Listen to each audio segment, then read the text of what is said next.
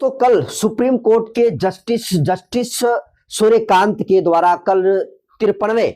Chief justice of India के पद पर जो है शपथ लेने का काम कराया गया। और आपको बता दूं कि राष्ट्रपति भवन में यह शपथ समारोह आयोजित हुआ था, जिसमें खुद महामहिम राष्ट्रपति के द्वारा जस्टिस सूर्यकांत जी को उनको जो है उनकी पद की शपथ दिलाने का काम महामहिम राष्ट्रपति द्रौपदी मुर्मू जी के द्वारा जो है किया गया। और इस मौके पर 7 देशों के चीफ जस्टिस जो है आने का काम किया। इसके अलावा इस देश के प्राइम मिनिस्टर नरेंद्र मोदी हो, डिफेंस मिनिस्टर हो, होम मिनिस्टर हो, इसके अलावा जो कानून मंत्री अर्जुन राम मेघवाल हैं, जो लोकसभा के स्पीकर हैं ओम बिरला जी, वो भी मौजूद थे। और जिस तरीके से कल राष्ट्रपति भवन में चीफ जस्टिस ऑफ इंडिया के पद पर जस्टिस सूर्यकांत ने शपथ लेने का काम किया, शपथ लेने के साथ ही बड़ा फैसला और बड़ी जिम्मेदारी जस्टिस सूर्यकांत को जो है मिल चुका है और अपने आप में बहुत बड़ा जो है बदलाव होने की ओर ये इशारा कर रहा है। लेकिन आपको बता दूं कि कल जिस तरीके से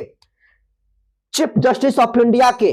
तौर पर जस्टिस सूर्यकांत ने शपथ लिया और जस्टिस सूर्यकांत जी के शपथ के बाद आपको बता दूं कि जो सुप्रीम कोर्ट के कोर्ट परिसर में जो बाबा साहब भीमराव अम्बेडकर की जो बड़ी सी जो है विशालकाय स्टेचू लगी है, शपथ लेने के बाद सबसे पहले जस्टिस सूर्यकांत जी बाबा साहब भीमराव अम्बेडकर के स्टेचू के पास जाते हैं और उनकी पूरी बेंच जो है बाबा साहब भीमराव अम्बेडकर के ऊपर माल्यार्पण करती है, पुष्पांजलि अर्पित करके जो है उनको नमन करने का काम करती हैं। और ये तस्वीरें इसलिए भी खास है क्योंकि आप देख रहे हैं कि पिछले कुछ महीनों से लगातार इस देश के जातिवादी और एक तरीके से कहें तो घनघोर संकीर्ण मानसिकता से जातिवादी जहरीले कुछ ऐसे इंसान हैं जो बाबा साहब भीमराव अम्बेडकर को लेकर ओछी टिप्पणी करने का काम करते हैं। आज उनको बहुत बड़ा झटका लगा होगा कि सोचिए कि जो आज भी ये मानने के लिए तैयार नहीं है कि इस देश के भारतीय संविधान के रचयिता बाबा साहब भीमराव अम्बेडकर नहीं है, और वो जब जस्टिस सूर्यकांत के chief justice of India justice Suryakant के जब इस तस्वीरों को देखे होंगे कि वो जो है जस्टिस सीजेआई के पद पर शपथ लेने के बाद सबसे पहले BR गवई साहब की तरह जस्टिस सूर्यकांत ने भी जिस तरीके से बाबा साहब भीमराव अम्बेडकर के ऊपर माल्यार्पण करने का काम किया, पुष्पांजलि अर्पित करने का काम किया है, उसको देखकर तमाम जातिवादियों के छाती पर सांप लौट रहा होगा। और उनको अब पूरी तरीके से जवाब मिल चुका है कि आप मानो चाहे नहीं मानो, बाबा साहब भीमराव अम्बेडकर इस देश के संविधान रचयिता थे, हैं और रहेंगे। और बाबा साहब भीमराव अम्बेडकर इस देश के सिर्फ संविधान रचयिता नहीं बल्कि अगर राष्ट्र निर्माता भी कह लें तो ये बाबा साहब भीमराव अम्बेडकर के लिए वैसे होगा जैसे सूरज को दीपक दिखाने के जैसा हो। तो आपको बता दूं कि कल जिस तरीके से सीजेआई के पद पर जस्टिस सूर्यकांत जी ने शपथ लेने का काम किया, बाबा साहब भीमराव अम्बेडकर के ऊपर जो है पुष्पांजलि अर्पित करने का काम किया, लेकिन एक बहुत बड़ा फैसला अब शपथ लेने के साथ ही जस्टिस सूर्यकांत करने वाले हैं। और ये फैसला आपको बता दूं कि SIR को लेकर है। जी हां दोस्तों, आप सही सुन रहे हैं, वही स्पेशल इंटेंसिव रिवीजन या रिव्यू जिसको हिंदी में गहन पुनरीक्षण कहते हैं, उस गहन पुनरीक्षण को अभी आपने देखा कि बिहार में हुआ और बिहार में SIR हुआ, SIR के बाद जो है चुनाव हुआ। लेकिन उत्तर प्रदेश, केरल, राजस्थान, मध्य प्रदेश, इन जैसे बड़े राज्यों में चुनाव होने से पहले SIR को लेकर सुप्रीम कोर्ट के द्वारा बड़ा फैसला होना है। और यह फैसला chief justice of India Surya Kant ji के नेतृत्व में ये इनकी बेंच के द्वारा फैसला सुनाया जाएगा। और इसके अलावा आपको बता दूं कि कुल 8 जो मामले हैं, जिन मामले पर जस्टिस सूर्यकांत जी जो है सुनवाई करेंगे और पूरे देश भर की नजर अब जस्टिस सूर्यकांत जी के ऊपर है। और सोचिए कि एक सीजेआई का अगर पावर की बात करें तो आप समझिए कि सर्वे सर्वा, यानी एक तरीके से कानून के मामले में भगवान समझिए, इनके साइन जिस कागज पर लग गई उसके बाद इफ बट इनफ सब कुछ खत्म हो जाता है, लेकिन किंतु परंतु नहीं रह जाता है। तो आपको बता दूं कि SIR को मामले को लेकर बड़ी सुनवाई होने वाली है। और ये कैसे होने वाली है तो आपको बता दूं कि देखिए 21 नवंबर को जस्टिस सूर्यकांत की पीठ ने केरल सरकार की याचिका पर नोटिस जारी किया, जिसमें राज्य स्थानीय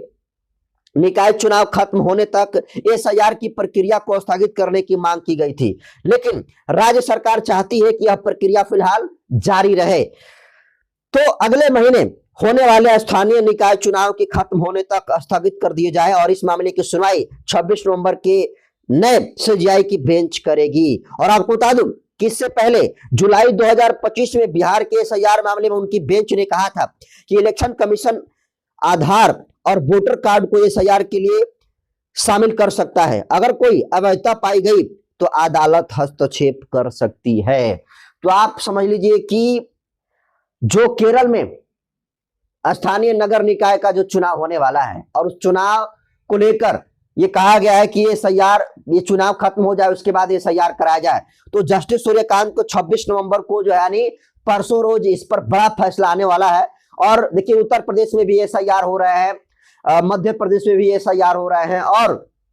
राजस्थान में भी एसआईआर हो रहा है। माने बिहार के अलावा जितने सारे शेष राज्य हैं जहां पर अभी तक स्पेशल इंटेंसिव रिव्यू गहन निरीक्षण नहीं हुआ है, उन तमाम जगहों पर जो है एसआईआर हो रहा है। लेकिन एसआईआर को लेकर चिंता ये भी है कि जैसे बिहार में एसआईआर हुए और बिहार में बीजेपी की सरकार बन गई, तो एक संदेह जो है लोगों के अंदर है कि एसआईआर के बहाने जो शोषित वंचित जो हाशिए पर खड़ा समाज है उनका वोट जो है काटा जा रहा है, वोटर लिस्ट से उनका नाम हटाया जा रहा है। इसलिए इस मुद्दे पर पश्चिम बंगाल के मुख्यमंत्री ममता बनर्जी भी जो है भड़की हुई है और ममता बनर्जी भड़कते हुए कही है कि बंगाल में इस पर रोक लगनी चाहिए और अगर रोक नहीं लगेगी तो फिर इसके लिए बड़ा आंदोलन करने की बात ममता बनर्जी के द्वारा जो है किया गया है। लेकिन आपको बता दूं कि 26 नवंबर को यह तय हो जाएगा कि जस्टिस सूर्यकांत जी किस तरीके से फैसला लेते हैं, क्या एसआईआर को रुकवाएंगे या फिर कुछ देरी तक रुकवाएंगे या परमानेंट। तो ये स्थानीय निकाय चुनाव जब केरल जो होने वाला है उसके अनुसार ये मांग की गई है 26 नवंबर को इस बेंच का फैसला आएगा। और इस बेंच का फैसला आने का मतलब पूरे भारत में एसआईआर की पूरी प्रक्रिया को निर्धारित करने का काम करेगी। इसके अलावा आपको बता दूं कि सीजीआई जो सूर्यकांत जी हैं उनके सामने दूसरा जो है बड़ा फैसला होने वाला है। उनके हाथों जो है तलाक ए हस्न का मामला है। नंबर तीसरा बिल्डर बैंक नेक्सस का जो मामला है वो उनका फैसला उनको करना है। इसके अलावा सोशल मीडिया कंटेंट रेगुलेशन का मामला है, उनके हाथों जो है होना है। इसके अलावा डिजिटल जो स्कैम होता है, जो डिजिटल अरेस्टिंग होती है, उस पर भी जो है बड़ा फैसला जो है जस्टिस सूर्यकांत के हाथों होने वाला है। तो आप सीधे तौर पर यह समझ लीजिए कि जैसे बी.आर. गवई साहब का इतिहास रहा और उनका 6 महीनों का कार्यकाल जिस तरीके से ऐतिहासिक पूर्ण रहा, उसी तरीके से जो 93वें चीफ जस्टिस ऑफ इंडिया की पद की शपथ लेने का काम जिस तरीके से सूर्यकांत जी के द्वारा किया गया है, तो सीजीआई सूर्यकांत जी के हाथों में बड़ी जिम्मेदारी जो है शपथ लेने के साथ ही चली गई है। और एक कल या परसों में बड़ी जिम्मेदारी के तहत बड़ा फैसला सूर्यकांत की पूरी टीम जो है, पूरी जो बेंच है वो करने जा रही है। तो दोस्तों जिस तरीके से सीजीआई के पद की शपथ लेने के बाद chief justice of India Surya Kant ji ने सबसे पहले तमाम लोगों का राष्ट्रपति भवन में जितने सारे जो गणमान्य लोग थे, जो मुख्य अतिथि थे, जो गेस्ट बनकर आए थे, इसके अलावा जो सर्व सज्जन लोग थे उनके लिए उनको जो है हाथ जोड़कर उनका सभी लोगों का अभिवादन करने का काम किया। बी.आर. गवई साहब को भी गले लगाने का काम किया, प्राइम मिनिस्टर नरेंद्र मोदी को भी उनसे हाथ मिलाने का काम किया और उसके बाद अपने माता पिता को चरणों का स्पर्श करते हुए जिस तरीके से शपथ लेने के बाद जस्टिस सूर्यकांत जी ने बाबा साहब भीमराव अम्बेडकर के स्टेच्यू के सामने जो पुष्पांजलि अर्पित करने का काम किया है, वो तस्वीरें लगातार सोशल मीडिया पर वायरल हो रही है। और मध्य प्रदेश में जो गंदगी फैलाने का काम पिछले कई महीनों से अनिल मिश्रा या फिर स्वामी स्वरूपानंद के द्वारा किया जा रहा था, उन तमाम लोग को एक शानदार ये जवाब सुप्रीम कोर्ट के पूरी प्रक्रिया ने उनको दिया है। तो दोस्तों एसआईआर के मामले पर इनका बड़ा फैसला आने वाला है और जस्टिस सूर्यकांत